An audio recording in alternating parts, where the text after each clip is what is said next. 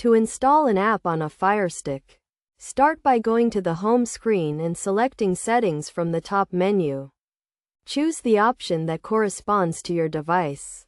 Then click on Developer Options in the Settings menu.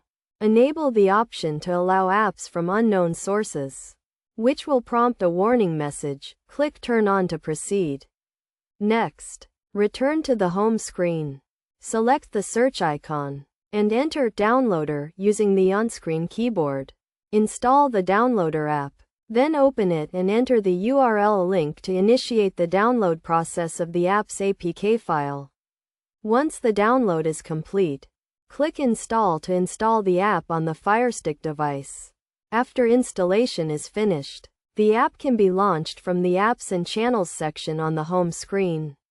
The app offers various subscription plans to suit different user preferences, including free, basic, and premium plans. With these steps, the app can be successfully installed on a Firestick, and users can explore the available plans to find the one that best meets their needs.